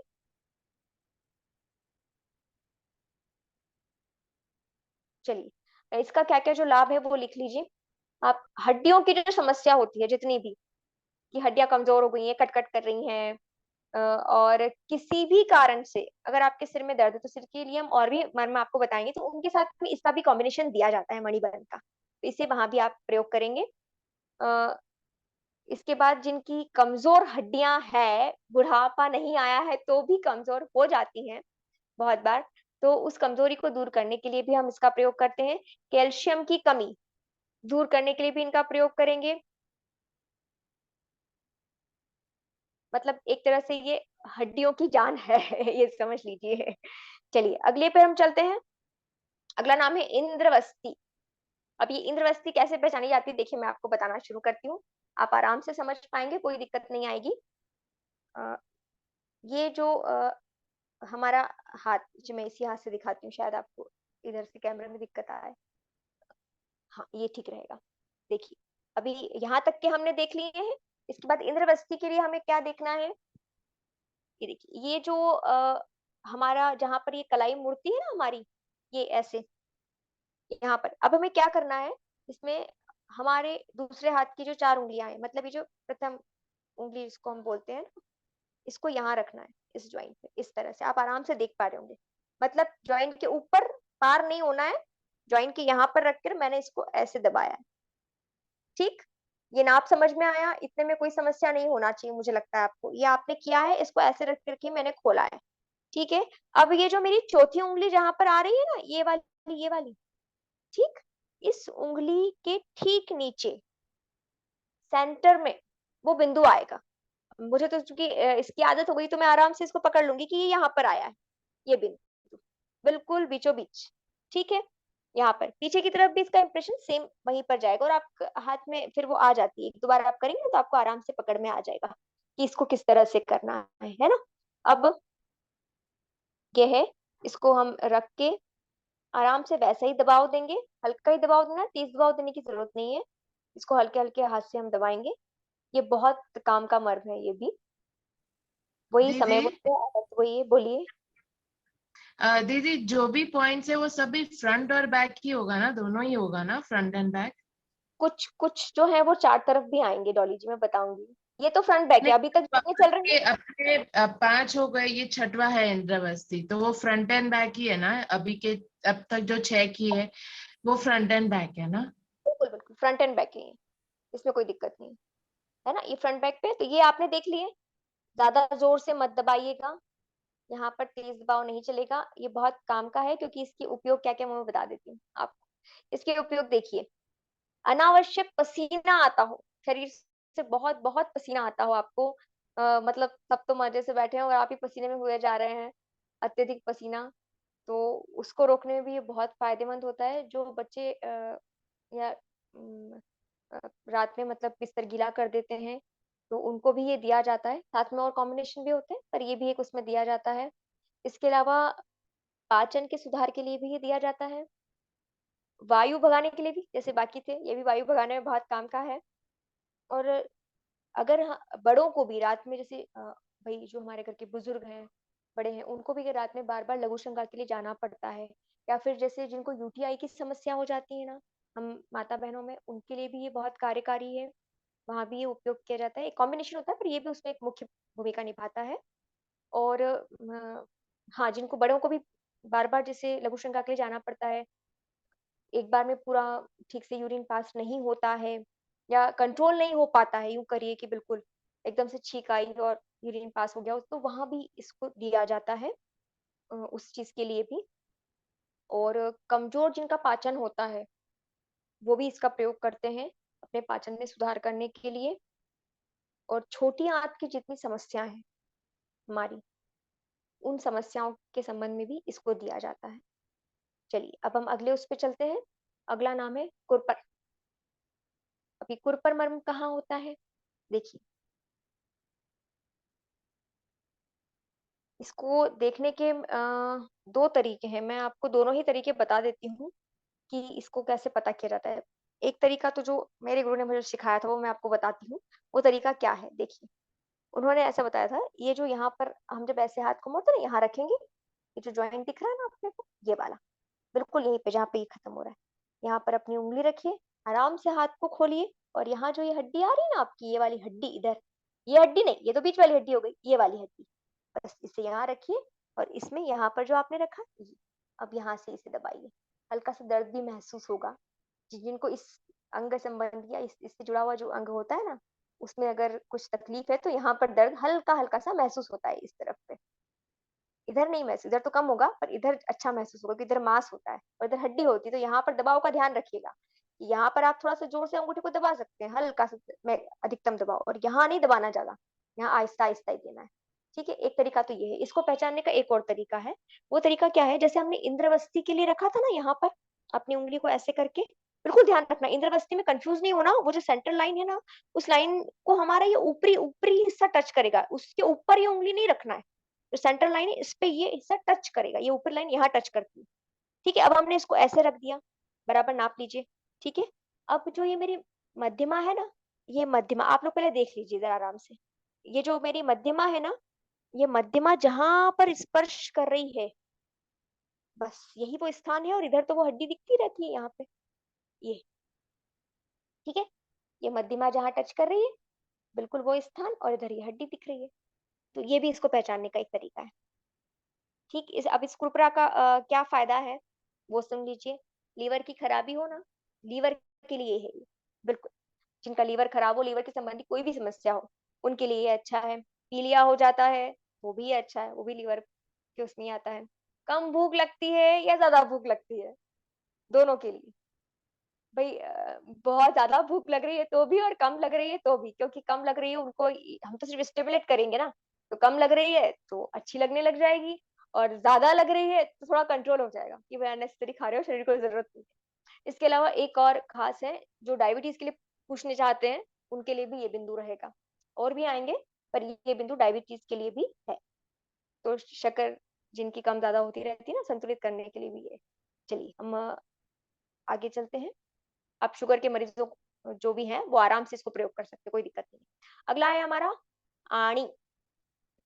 कहीं कहीं पे इसको अणी कहा गया है, पर मैं ग्रंथ के अनुसार इनका नाम बता रही हूँ, तो आणी है शब्द। और मर्म के लिए भी एक बात बीच में बता दूं, जो मर्मा मर्मा बोलते हैं वो गलत है। जैसे योग को हम योगा योगा बोलते हैं, ठीक है, जो फॉरेनर से उन्हें हिंदी नहीं बोलना आती ठीक है तो वो बोल देते हैं, पर हम क्यों, हमें तो आती है ना, हम अपनी भाषा क्यों बिगाड़े। जैसे वही हुआ ना, चंद्र प्रभु जी को, भगवान को हम चंदा प्रभु करते रहते हैं, तो ये तो ठीक नहीं है। तो मर्म ही बोलिए, मर्म बिंदु, मर्म चिकित्सा। चलिए हम बात कर रहे थे आणी की, तो आणी कहाँ पर होती है, देखो। इसको करने के लिए हमने यहाँ से लिया था 4 अंगुल नीचे, अभी हम यहाँ से लेंगे 4 अंगुल ऊपर, ठीक है। इंद्रवस्ती 4 अंगुल नीचे थी, ये 4 अंगुल ऊपर जाएगा। तरीका वही है, ये जो किनार रहेगी मेरी छोटी उंगली की, इस किनार को इस सेंटर की किनार पे रखेंगे और ऊपर आएंगे, यहाँ पर 4 अंगुल ये यहाँ पर आएंगे, ठीक है। अब यहाँ पर आपको दिख रहा होगा मेरे ख्याल से, यहाँ पर हमें, ये देखिए मैंने ऐसे रखा हुआ है हाथ, यहाँ पर है, यहाँ यहाँ जो है ना, यहाँ पर जो बिंदु आएगा, मतलब इस चौथी उंगली के ठीक नीचे या किनार पे ले लीजिए, बिल्कुल इसकी किनार पे, ये वाला सेंटर बिंदु, ये वाला जो बिंदु आया है ना, यहाँ पर आएगा आणी। ये जो बिंदु है, डॉली जी आप अच्छे से नोट कर रहे हैं तो आप भी समझ लीजिए, इसमें 4 छेद होंगे, यहाँ पर 2 नहीं रहेंगे, आगे पीछे सिर्फ इतना नहीं रहेगा, ये पूरी आप समझ लीजिए जैसे बाजू बंद होता है ना, ऐसे पूरी इधर भी रहेगा ये, और इसी के सेंटर से हम लाइन अगर करते हैं तो यहाँ से लेके यहाँ भी, ये दोनों तरफ चलेगा। मतलब पहले आप फ्रंट एंड बैक कर लीजिए, फिर राइट एंड लेफ्ट कर लीजिए, और सभी जगह पे आपको वही देना है, कम 9 बार, और मैक्सिमम 8 सेकंड का जो रहता है हमारा समय, बस उतना ही लेना है। तो ये हमारा कहलाता है आणी। अब आणी जो है, इसको करने से क्या क्या फायदा है, बाजू की जो मांसपेशियां होती है ना वो मजबूत होती हैं, और जिनको किडनी की समस्या, देखो पहले जो आया था वो लीवर की समस्या के लिए था, दूर करने के लिए, अभी ये जो है ये किडनी वालों के लिए, जिसको किडनी से जुड़ी जो भी समस्या हो, किडनी स्टोन हो या जो भी हो, जलोदर है, पानी भर गया है, और किडनी स्टोन तो मैंने खैर बता ही दिया है, इस तरह की जो समस्या होती है उन सब के लिए ये है। और इसके अलावा जो है शुगर के मरीज वहां भी थे, यहाँ भी है। तो ये जो जिनको भी डायबिटीज वाली समस्या है वो भी इसका प्रयोग करें, और उसका भी करें, इसके पहले वाले जो मैंने बताया था। एक और चीज, जिनको ये रहता है ना कि हमारी चमड़ी तो बहुत ड्राई ड्राई रहती है, हमारे बाल बहुत ड्राई ड्राई रहते हैं, तो जिनकी ड्राई स्किन रहती है ना, उनको भी ये प्रयोग करना चाहिए, उनकी ड्राइनेस दूर करने में ये सहयोग करेगा। चलिए अगला हम चलते हैं। अगला है उर्वी, बड़ा उर्वी। कहीं कहीं पे जिन्होंने जिन्होंने हमें सिखाया था उन्होंने इसका एक नाम भावी भी बताया था, भवी करके, वो शायद मराठी में कुछ बता रहे थे इसलिए, बाकी इसका नाम उर्वी है। अब ये उर्वी कहाँ होता है, देखिए बहुत आसान, यहीं से हमने अभी क्या लिया था, ठीक, आणी।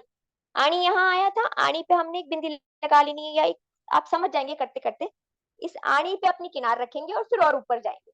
अब जो ये आया ना यहाँ पर, यहाँ ये हो गया हमारा उर्वी, मतलब आणी से 4 ऊपर उर्वी, ये यहाँ पर। और इसकी जो इस स्थान है, इसके बिंदु हैं इसके, वो वैसे ही है जैसे आणी के थे, मतलब up and down and both sides, right and left, ऊपर और नीचे की तरफ, और इधर दाएं बाएं, यहाँ भी हमको इसी बंद के साथ लेना है इसको।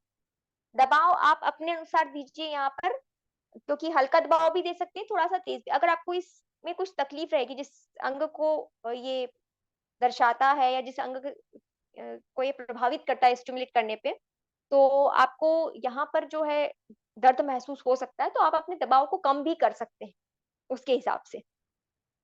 ठीक है, अब इसका क्या क्या फायदा होता है वो जान लीजिए। बहुत मजेदार इसके फायदे हैं। एक तो जिनकी कमजोर मांसपेशियां होती हैं उनके लिए भी बहुत अच्छा है, उनकी बाजू की मांसपेशियां बहुत मजबूत हो जाएंगी, इसमें सहयोग करेगा। इसके अलावा हाथ की झंझनाहट जिन्हें होती है, पार्किंसंस से जो पीड़ित हैं, जो हमारे घर के बड़े बुजुर्ग जो भी, उनको ये सहायता करता है उससे निकलने में। तो हाथ की झंझनाहट, उनसे सहायता करने में ये बहुत मददगार है। इसके अलावा इसमें एक और खास बात है कि जिनको ऐसे लगता है कि हम बैक में इतना हाथ नहीं ले जा पाते हैं, अब बहुत चर्बी बढ़ गई है यहाँ पर इस तरह से, तो उनको भी इसका प्रयोग करना चाहिए, उनके लिए भी ये फायदेमंद साबित हो सकता है। चलिए हम अगला देखें। अगला जो हमारा मर्म है वो है रोहिताक्ष। अब ये रोहिताक्ष मर्म के लिए मैं चाहूंगी कि नहीं, हाँ चलिए ठीक है, इसको तो मेरे पास है, मैं बता देती हूँ, ऐसे बता दूंगी। रोहिताक्ष के लिए आप देखिए, ये रोहिताक्ष कहाँ होता है। हमारी अंडर आर्म्स जो होती हैं, अंडर आर्म्स की जो पिट है, पिट मतलब सेंटर पॉइंट, यानी कि आप ऐसे हाथ रखें तो जहां पर ये बिल्कुल सेंटर में आ रहा है, इधर से भी और इधर से चारों तरफ से जहां ये बिल्कुल सेंटर आएगा, आप ऐसे करके रख लीजिए उंगली।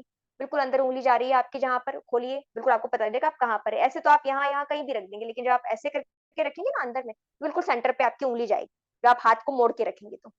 ठीक है, अब ये जो आपने लिया है बिंदु, इसको खाली यहाँ करेंगे तो भी काम चल जाएगा, और कहीं कहीं पे इसको ऊपर भी बताया गया है यहाँ पर। तो अगर आपका हाथ पहुंचता है मेरी तरह थोड़ा सा या ऐसे हाथ रखने में पहुंचता है, तो आप इसको दोनों तरफ से स्टिमुलेट कर लीजिए।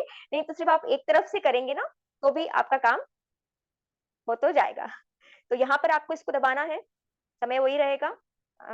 कम ज्यादा प्रेशर इसमें आप आपकी क्षमता के अनुसार लीजिए, और किसी भी स्थिति में एक्यूप्रेशर के बराबर प्रेशर नहीं दिया जाएगा, उससे तो बहुत कम ही रहेगा। शुरुआत में कर रहे हैं तो बहुत हल्का ही दीजिए, जब तक आपको इसका अपने शरीर के ऊपर अभ्यास ना हो जाए। अब देखिए, इसको करने से जो है क्या क्या फायदे होते हैं वो मैं आपको बता देती हूँ। रोहिताक्ष सॉरी, इसको करने से क्या क्या फायदे हैं। कंधे और बगल का दर्द, बगल का दर्द तो दूर ही होगा, डेफिनेटली बगल में है तो। कंधे का दर्द भी इससे दूर होगा, जो यहाँ पे जो बोन्स होती हैं, ये जो आपकी इन पे जो दर्द होता है वो भी इससे आपका दूर होगा। एक डिस्टेंस एरिया को भी ये कवर करता है, वो है पैरों की झंझनाहट। हाथों की झंझनाहट के लिए हमने उर्वी देखा था, ये आपकी पैरों की जो झंझनाहट होती है उनको भी स्थिर करने में ये सहयोग करता है। साथ में जिनको पसीने की दुर्गंध आती है ना बहुत, उनको भी ये दुर्गंध को कम करने में, दूर करने में सहयोग करेगा। और एक खास बात, जो प्रश्न पूछेंगे आप लोग, हम भी पूछते थे कक्षा में, एनीमिया जिसे खून की कमी कह देते हैं, वो हो, हीमोग्लोबिन कम है, तो उसमें भी उसको कवर करने में या एनीमिया को दूर करने में ये सहयोग करता है। तो वहां भी इसका प्रयोग किया जाता है। और भी बिंदु आते हैं उसमें, पर ये भी एक मुख्य बिंदु है उसके लिए। चलिए अब हम अपने इसके अंतिम उस पे आते हैं। अंतिम है इसका कक्षधर। अब ये कक्षधर को आप कैसे पहचानेंगे वो देखिए। देखिए मैं आपको बताती हूँ, हमने यहाँ पर रोहिताक्ष लिया था, ठीक है, ये हमारा यहाँ पर मुड़ रहा है, यहाँ पर जो क्रीज बन रही है, कोना बन रहा है, इस कोने से यूं समझिए ये यहाँ तक का हमारा कंधा है ना। आज मैंने विशेष तौर पे इसीलिए ये ड्रेस पहना था कि मैं ठीक तरह से बता सकूं। ये यहाँ पे हमारा सीधा कंधा बनता है ना। हमें यहाँ पर क्या करना है कि ये जो क्रीज बन रही है, इससे हमें 3 उंगली अपनी लगानी है। छोटी उंगली को बंद कर लीजिए, या फिर छोटी उंगली को, पहली उंगली को, बेहतर ये रहेगा कि आप छोटी उंगली को बंद कर लीजिए। तो इसे हमने यहाँ रखा, आप देख सकते हैं आराम से, मैंने यहाँ पर रखा है अपनी अनामिका को। अब जो पहली उंगली हमारी जहां पर आ रही है, हमें सीधा लेना है, हाँ ऊपर की तरफ सीधा लेना है, यहाँ तिरछा ऐसे ऐसे इधर नहीं, ऐसे सीधी रखना है। ये तीसरी उंगली जहां पर आ रही है ना मेरी, ये यहाँ पर, ये यहाँ पर जो है ये हमारा कक्षधर है। इसके लिए आप मैं आपको पीपीटी भी दिखवाती हूँ। ये जो है ना, ये हमारी, अगर आपकी कॉलर बोन है, ब्यूटी बोन जिसको कहा जाता है, ये जहाँ पर खत्म हो रही है, इससे ठीक आप मानिए ये कॉलर बोन यहाँ खत्म हो रही है मेरी, यहाँ पर, तो इससे ठीक पास में ही आएगा ये। लगभग आपके 1.5 इंच का कुछ फर्क पड़ता है यहाँ से, यहाँ पर आता है ये। पर सबसे बेटर तरीका तो वही है जो मैंने आपको 3 अंगुल से बताया ना, जिससे मैंने गुरुडे बताया था, वही तरीका मुझे सबसे ठीक लगा। इसको आप आराम से दबाएंगे, छोड़ेंगे, और इसके लिए पीपीटी शेयर कर दीजिए श्रुति जी। 10 शायद मैंने आपको पीपीटी भेजी है। पीपीटी भेजिए 7 नंबर, ताकि ये और अच्छे से समझ में आ जाएगा। बिल्कुल बिल्कुल, देखिए बिल्कुल ध्यान से आप इसको देख सकते हैं। इसको बड़ा कर लीजिए थोड़ा सा अपनी अपनी स्क्रीन पे, तो आप देख पाएंगे कि ये वो कौन सी नस आती है, कौन सी हड्डी, और ये कहाँ पर आ रहा है, बिल्कुल वहीं पर 3 अंगुल ऊपर। ठीक है, अब इसका जो फायदा होता है वो भी मैं आपको बता देती हूँ। अब इसमें क्या है कि कॉलर बोन आपको नहीं दिखेगी, क्योंकि इसमें इतनी क्लियर कॉलर बोन नहीं बनी, लेकिन आप इसको क्रीज से पहचान सकते हैं, क्रीज से 3 अंगुल ऊपर आएगा ये। मुझे लगता है आपको ये स्पष्ट हो गया होगा। हाँ, अब इसके हम फायदे देख लेते हैं। इसके फायदे क्या क्या हैं जब हम यहाँ पर इसको उत्तेजित करते हैं तो। सबसे पहला तो वही है, कंधे पे आ रहा है तो कंधे की समस्याओं से हमको आराम देगा, जो इसके पहले के मर्म में भी हमने देखा, तो ये उसके साथ ही कॉम्बिनेशन में आएगा। इसके अलावा एक खास बात, जिनके ये ऐसे होते हैं ना, यूं झुके हुए कंधे, उम्र के हिसाब से झुक गए हों, या स्कूल के बस्तों का बैग उठा, मतलब बस्तों का बोझ उठा उठा के झुक गए हों, या किसी भी कारण से काम करते करते आपके कंधे जो ऐसे आगे की तरफ मुड़ने लग गए हैं, झुकने लग गए हैं, ये जो पीछे आपका वो ऐसे बन जाता है ना, मांस पड़ जाता है इस तरह से करके, वो होने लग जाता है। यहाँ पर से आपकी आदत हो गई है कंधे झुकाकर यूं बैठने की, ऐसे करके, तो उसको दूर करने में ये आपकी मदद कर सकता है। तो ये इसके लिए है खास, तो कंधे की समस्या और कंधे के झुकाव के लिए, मतलब ये लोकल एरिया का हम मर्म कह सकते हैं इसको।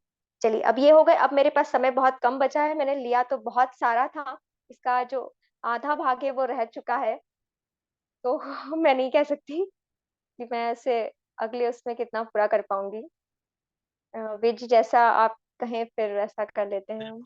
आपने बहुत सुंदर विवेचन किया। अब मैं थोड़ा से खुद ही अपनी जिज्ञासा या सबके लिए एक क्वेश्चन थोड़े से रख रहा हूँ। ये जैसे एक्यूप्रेशर पॉइंट्स वगैरह में करते हैं, अपनी राजुल जी भी जुड़ी हुई है, और ये अपनी मर्मत चिकित्सा है, तो इसमें कोई डिफरेंशिएट हम कर सकते हैं या सेम इसी को कंटिन्यू मतलब माना जाएगा कि एक्यूप्रेशर भी यही है और मर्मत चिकित्सा भी यही है? नहीं नहीं, दोनों में बहुत अंतर है। दोनों में अंतर इस तरह से है कि पहली बात तो उनके जो स्थान होते हैं, उनके जो बिंदु होते हैं आपके सूची दाब के, वो बहुत सारे होते हैं पूरे आवाज शरीर में। नहीं आ रही है। अभी आ रही है आवाज? तो जिनको नहीं आ रही, एक बार अपना माइक्रोफोन एक बार चेक कर लीजिएगा। जो सूची दाब आपका एक्यूप्रेशर होता है, उसके पॉइंट्स बहुत सारे होते हैं, बहुत सारी जगह पर होते हैं, और ये जो बिंदु हैं ये 107 ही रहेंगे हमेशा, और इनकी जगह बिल्कुल निश्चित रहती है, और 107 से ज्यादा नहीं होते, मतलब ये बहुत सीमित मात्रा में है, बहुत लिमिटेड है। और जैसा आपने बताया था कि उनमें और इनमें और क्या क्या अंतर, तो मैं आपको एक एक करके सब बताती हूँ। उनमें जो है वहां पर अधिकांशतः उपकरणों का प्रयोग किया जाता है, भाई जिमी है आपका, या जो भी आप लेते हैं पेन वगैरह को यूज कर लेते हैं तो वो, या फिर हाथ से दबाव देते हैं तो वो उस तरह का। यहाँ पर ऐसा कुछ भी उपकरण तो प्रयोग करना ही नहीं है, अपनी सिर्फ यही एक दो, ये 3 काम करते हैं। जिनकी ये उंगलियां नहीं हो तो वो ये भी यूज कर सकते हैं, ऐसा कुछ नहीं है। ये भी नहीं है तो यहाँ पर जो गोले बने होते हैं ना हाथ के, इनसे भी वो उसको हल्का हल्का सा करते हैं। तो एक तो ये चीज कि इनमें सिर्फ आपके इतने हाथों का कोई इंस्ट्रूमेंट नहीं चाहिए। दूसरा बात कि उनके अंदर जो है वो दबाव बहुत ज्यादा होता है, ये दबाव इतना हल्का है कि यूं देखिए, बस इतना। और एक्यूप्रेशर का अगर रहेगा तो कैसा रहेगा, बहुत बहुत मतलब ज्यादा दबाएंगे आप, इतना इतना करके जोर लगा लगा के थोड़ा, तो वो दबाव इस दबाव में बहुत अंतर है। ये बिल्कुल ऐसा है कि जैसे हम अपने किसी छोटे शिशु को अगर दबाव देते हैं ना हल्का हल्का मालिश के समय, बिल्कुल वैसा। वहां पर घुमावदार भी दबाव हो सकता है, उठाना दबाना इस तरह से भी हो सकता है, यहाँ पर दूर नहीं किया जाता, चमड़ी से चमड़ी, त्वचा से त्वचा का स्पर्श को दूर नहीं किया जाता। दूसरी बात, वहां पर जो नाप लिए जाते हैं वो अलग नाप होते हैं उनके, जैसे खून में होते हैं, ये अंगूठे के नाप से चलते हैं जो खून में, और भी उनके अलग अलग नाप होते हैं। यहाँ पर अंगुल में नाप चलता है, और उसी से हम लोग नापते हैं। और जो कर रहा है ना, मतलब जिस शरीर पे किया जा रहा है उसी की उंगली का नाप चलेगा। मैं ऐसा नहीं कर सकती, जैसे वहां तो अलग चलते, तो यहाँ पर मैं ऐसा नहीं कर सकती कि अगर मैं किसी को चिकित्सा दूंगी तो मैं मेरे हाथ से नाप नाप के करूंगी। नहीं, मुझे उसका ही हाथ लेना पड़ेगा, उसी के हाथ से रख के करना पड़ेगा। जहां उसका हाथ नहीं जाता है तो फिर मैं उसका नाप निकालती हूँ। जैसे कि मान लीजिए ये किसी और का हाथ है ना, अब यहाँ तक उनकी 4 उंगली है। अब मुझे कहीं ऐसे स्थान पर है तो वो नहीं वहां तक पहुंचा पा रही, मैंने उनको लेटा रखा है, नहीं पहुंचा पाएंगे, तो मैं उनका हाथ ऐसे रखूंगी, फिर अपनी 4 उंगली से उनका नाप लूंगी और समझ जाऊंगी कि भैया इनकी 4 उंगली का मतलब मेरी 5 उंगलियां मुझे लेनी पड़ेगी, तब इनकी 4 उंगली होंगी। तो फिर मैं उस तरह से नाप दूंगी। खैर यहाँ तो हम अपने सेल्फ के लिए कर रहे हैं तो कोई दिक्कत नहीं, हमें अपनी ही हाथों से करना है, तो ये भी एक बहुत अलग चीज है। दूसरी बात, ये जो चिकित्सा है ये गैर आक्रामक चिकित्सा कहलाती है। बिल्कुल ये मर्म बिंदु है, मरण प्राप्त हो जाएगा, लेकिन ये गैर आक्रामक है, क्योंकि सिर्फ संबंध वही है कि हल्के हल्के, बहुत आहिस्ता आहिस्ता काम करती है ये। और सबसे बड़ी बात है कि ये बहुत क्विक रिलीफ भी देती है। एक्यूप्रेशर में इतनी जल्दी रिलीफ नहीं होता, इसमें त्वरित जो परिणाम है वो मिलते हैं, और स्थायी रूप से मिलते हैं, और लंबे समय के लिए भी मिलते हैं। कुछ कुछ का अंतर पड़ता है। जैसे अगर एक उदाहरण के तौर पर मैं ले लूं कि किसी को कोई समस्या एक साल से है, तो कम से कम उसे 12 दिन तक लगातार इसे करना पड़ेगा। एक अंदाजन बता रही हूँ कि 12 महीने हुए तो 12 दिन तक, इससे ज्यादा में भी हो सकता है। लेकिन अगर किसी को कोई समस्या 1 महीने से, तो हो सकता है मैंने उसे आज दिन में सिर्फ दिया है 3 बार, तो वो आराम पड़ जाए। तो ये बिल्कुल, अब जैसे मुझे पैर में कुछ हुआ, मुझे बाइट आया, मैंने तुरंत लिया और तुरंत मुझे उसमें आराम हो गया। तो इस तरह से ये काम करती है। और दूसरी बात ये कि एक्यूप्रेशर में क्या रहता है कि आपको जो इस तरह के इंस्ट्रूमेंट्स वगैरह होना मतलब बहुत जरूरी है। उनका एक क्या कहें कि अ, जो प्रक्रिया है उनकी, वो कुछ चाइनीज और उसमें भी आती है, सुजोक वगैरह में भी, उससे मतलब चुंबक वगैरह भी। यहाँ ऐसा कुछ भी नहीं है, ये अपना शरीर है। मतलब अपना शरीर बोलते अभी हमें मिला है, हमें इसकी पूरी जानकारी है, और 107 से बढ़ के कभी 108 से ऊपर 109 10 होंगे ही नहीं, जो है वो बस यही है।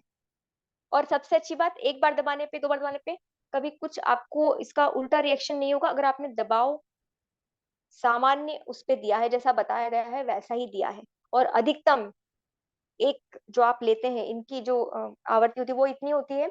अभी 9 बार ले लिया, तो अब मैं इसको दिन में सिर्फ 3 बार टोटल ले सकती हूँ। एक बार सुबह ले लिया है, तो एक बार दोपहर में, एक बार रात को। और ये अधिकतम की सीमा है, ये एक मिनिमम नहीं है कि मिनिमम दिन में 3 बार लेना है। दिन में 1 बार लेके भी काम हो जाएगा, कुछ सेकंडों में काम हो जाता है। हाँ, बहुत सुंदर, आपने ये तो विवेचन किया ही। एक ये पॉइंट्स को दबाने के बाद पर्टिकुलर पेन महसूस होना कंपलसरी है क्या? जैसे एक्यूप्रेशर वाले कहते हैं कि उन पॉइंट्स को दबाओ और मामूली सा अगर पेन हो रहा है वो एक्टिवेट हो गया है, इस तरह से वो मानते हैं और बोले आपने परफेक्ट पॉइंट पकड़ लिया है। तो ऐसा अपने इस मर्म चिकित्सा में कुछ आपका क्या कहना है इस मामले में? वे जी, अभी तक तो मेरा जो ऐसा अनुभव रहा है कि ऐसा कुछ जरूरी नहीं है, और ऐसा वो वहाँ बताते भी हैं कि ऐसा कुछ जरूरी नहीं है कि आपने जिस बिंदु को दबाया तो उससे रिलेटेड आपको दर्द महसूस होगा ही। हाँ, ये जरूर है कि अगर वहां कुछ ऑर्गन में कुछ बहुत ज्यादा ऐसी गड़बड़ी तो हल्का लगेगा। बहुत बार ऐसा महसूस नहीं होता हमको कि यहाँ पर हमें दर्द हो रहा है, तो हम इसे दर्द से नहीं पहचानते। दर्द पहचानने के लिए इसका प्रयोग नहीं करते कि यहाँ दबाया तो भाई आपका लीवर खराब है, आपका पेट खराब है, यहाँ पर तो आपकी भैया दिल में खराबी चल रही है। ऐसा नहीं है, हम इसे इस तरह से नहीं पहचान सकते यहाँ दबा दबा के। और ऐसा दर्द भी नहीं होता है, वैसा दर्द तो होता ही नहीं जैसा एक्यूप्रेशर में होता है ना, दबा दिया तो प्राण निकल गए। ऐसा इसमें नहीं होता है। Very good. बाकी लोग अब जो प्रश्न पूछना चाहें वो पूछ ले, तो डायरेक्ट अस्मिता जी समाधान करेंगी। प्रयास करूंगी। आप बिल्कुल सही दे रही हैं उत्तर, कोई बात होगी तो। हाँ महिमा जी पूछिए। जी नहीं, अस्मिता दीदी। जय जिनेन्द्र महिमा, कैसी हैं आप? हाँ जी। आपने बताया था कि इसका कोई साइड इफेक्ट नहीं होता है, कुछ भी साइड इफेक्ट नहीं होता, जैसे अपन ने कुछ गलत पॉइंट पकड़ लिया तो, और इसकी पहचान कैसे होती है? देखिए, पहले तो मैं 2 प्रश्नों का उत्तर दे दूं, फिर तीसरे प्रश्न के बारे में मैं खुद पूछूंगी कि आप पूछना क्या चाह रही हैं। आपने जो पूछा ना साइड इफेक्ट का, तो इसमें साइड इफेक्ट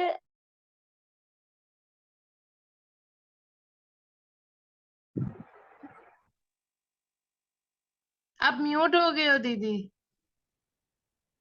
आवाज नहीं आ रही है। आप म्यूट हो गए हो दीदी, म्यूट हो गया उनका। आवाज नहीं आ रही है।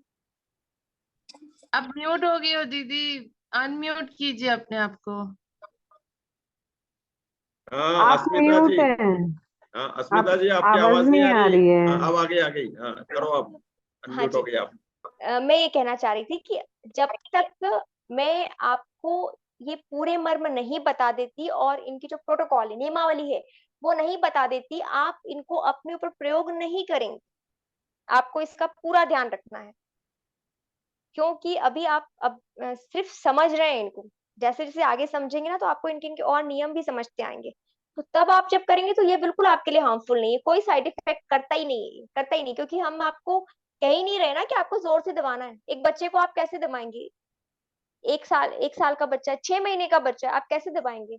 एक नावन जो होती है ना, उसे भी इनका ज्ञान होता है, नाम वाम नहीं पता होते उसे, पर्टिकुलर स्थान ही पर जब वो मालिश करती है ना बच्चे की, तो उसे पता होता है कि भाई यहाँ पे कैसे हाथ लगाना है, यहाँ पे कैसे करना है। नहीं तो फिर हम घर की महिलाएं नहीं कर लेती बच्चे को, वो कितनी आराम से उठा लेती है, पकड़ लेती है, कहती है, भाई गिर जाएगा, कुछ हो जाएगा, नहीं होगा, क्योंकि उसको पता है कि कहाँ पे गलत पकड़ लिया तो गलत हो जाएगा। तो उस तरह की चीजें ये कि हम आपको इसीलिए वही दबाव देते हैं। एक बात बताऊं, हमें जब इसकी अभ्यास करवा दिया जाता है तो हम 15 बार तक इसको करते हैं, पर आप नहीं कर सकते, आपके लिए निषिद्ध है, आप इसे नहीं कर सकते। आप सिर्फ 9 बार ही करेंगे, उतना ही समय देंगे और बिल्कुल आहिस्ता ही करेंगे, तो कोई साइड इफेक्ट नहीं है। और आपने एक और कुछ पूछा था ना अभी कि इसको दीदी ये बैग जैसे आपने बोला था कि वो कंधे के लिए कौन सा मर्म था? कंधे रोहिताक्ष और उर्वी। कक्षधर भी था, कक्षधर कक्षधर और उर्वी। तो मैम जैसे वो जैसे बच्चे स्कूल जाते हैं तो उनको हो जाता है, मतलब बैग भारी रहता है, तो उसके पहले जैसे अपन कुछ काम कार्य करने वाले हैं तो प्रिकॉशन के लिए कर सकते हैं क्या अपन? ये बिल्कुल हो बिल्कुल ही ये ना। बिल्कुल आप इसको रोकथाम के तौर पे भी प्रयोग कर सकते हैं पहले से। हालांकि इसके साथ और भी चीजें मायने रखती हैं, सिर्फ ये अकेला मायने नहीं रखता कि हम सिर्फ इसी को कर ले तो ठीक हो जाएंगे। बच्चे आ रहे हैं, बाद में आने के बाद भी रिलैक्स हो जाए उनको, उसके लिए भी कर सकते हैं कि आने के बाद थोड़ा सा बच्चे रिलैक्स महसूस करें, तब भी आप इसको एक बार कर सकते हैं। और एक बार जब सुबह जाते हैं तब उनको खुद बताइए, वो खुद कर लेंगे। एक बार आप 1-2 बार सिखा देंगे तो कर लेंगे। पर मैं सामान्य तौर पर आपको कहूंगी कि 6 साल से छोटे बच्चे के लिए आप इसे न बताएं। हालांकि 1 महीने तक के बच्चे को भी दिया जाता है, पर अभी आपको मैं यही कहूंगी जब तक आप ये पूरे समझ ना ले तब तक आप 6 साल से छोटे बच्चे को ना दें इसे। और ऐसे आप दे सकते हैं, एक बार देने के बाद जो दूसरी बार आप अगर इसे देना चाहते हैं, आपको आवश्यकता लगती है, तो कम से कम आपको 3 घंटे का अंतराल रखना है, उसके पहले आप नहीं दे सकते। और हम तो जब सीखे थे ना, तो शुरू शुरू में इतना मजा आता था, तो हर आधे घंटे बाद चलो यहाँ दबा के देखते हैं। पर उन्होंने फिर बाद में बताया, जो कि हमको देना पड़ता है लाइव में भी, वहां पर बनाकर पूरा तैयार करके उस सामने, तो बोले अरे ये खेल तमाशा नहीं है, ऐसे मत करना, ये कोई तमाशा नहीं है, भले ही हम आप आहिस्ता कर रहे हैं, अभी सब हैं, पर ये कोई खेल तमाशा नहीं है, इसको समझिए और उससे करिए। ये बार बार करने की चीज नहीं है कि पिछले जैसे कि झट उठाया करेला और शुरू हो गए, कोई बात नहीं चलने दो, वैसा नहीं चलेगा यहाँ पर। हाँ बहुत सुंदर विवेचन अपना हो गया है प्रश्नों के, तो अभी बैलेंस बहुत सारे हैं, ग्रुप में आप लोग सब इसका डिस्कशन कर सकते हैं। और इसके सिवाय अभी जैसे अपना अगला सेशन भी अस्मिता जी के लिए ही पूरा समर्पित रहेगा, तो उसमें और डिटेल्स आएंगे और उसमें अपन शंका समाधान के लिए लास्ट के 20 मिनट रखेंगे, तो उस समय और चर्चा हो जाएगी। श्रुति आप कंक्लूड करें अभी की मीटिंग को। चलिए, तो कंक्लूजन हो ही चुका है। आप सबकी रुचि देख करके लग रहा है कि आपको सेशन बहुत ही अच्छा लगा है और कई लोगों को बहुत अच्छे से समझ में भी आ गया है। मैं आप लोगों से रिक्वेस्ट करना चाहूंगी कि जिन लोगों को एक बार भी समझ में नहीं आया हो, वो टेलीग्राम पे हमारा वीडियो एक बार फिर से देख ले, ताकि आप लोग एक बार उसको देख करके अच्छे तरीके से समझ सके। और अस्मिता जी का विषय अभी बहुत सारा बाकी है, मुझे पता है, और उन्होंने मुझे कई सारे फोटोज भी भेजे थे जिसमें उन्होंने वो बिंदु बराबर मार्क कर रखे हैं। तो वो उसको भी हम व्यवस्थित एक पीपीटी बना करके आप सबसे शेयर करेंगे। और बहुत ही सुंदर विषय लिया है अस्मिता जी ने, ऐसा अनोखा प्रयोग है, बिल्कुल ऐसी चिकित्सा पद्धति है। और हम आपके बीच में ऐसी ही चिकित्सा पद्धतियां लाना चाहते हैं अलग अलग, जो आपको एकदम ऑन द स्पॉट ट्रीटमेंट के लिए हेल्प कर सके। कभी आपको दवाई नहीं लेनी हो, रात का समय हो, किसी को कुछ समझ में नहीं आता है जब जिस समय पर, तो आप ऐसी चिकित्सा पद्धतियों का बहुत आराम से प्रयोग कर सकते हैं। और बिल्कुल सेफ है ये, इसकी कोई ऐसी दिक्कत नहीं होगी किसी को भी। तो जैसा कि हमने पहले एक एक्यूप्रेशर का भी सेशन दिया था, और ये एक्यूप्रेशर से भिन्न एक मर्म चिकित्सा इन्होंने हमें बताई है, और हमारी राजू जी की तरफ से भी अप्रिसिएशन आई गया है। उन्होंने हमें लास्ट टाइम एक्यूप्रेशर सिखाया था, इस बार रश्मिता जी ने मर्म चिकित्सा सिखाई है। तो जो भी विषय रह गया है अगले सत्र में हम जरूर लेंगे, इस विषय को पूरा करेंगे, और बहुत ही रोचक प्रकरण है। तो आप सब लोग और अपनी संख्या के साथ जुड़े इस सत्र को यही पूरा करते हैं। सभी को जय जिनेंद्र। सादर जय जिनेंद्र।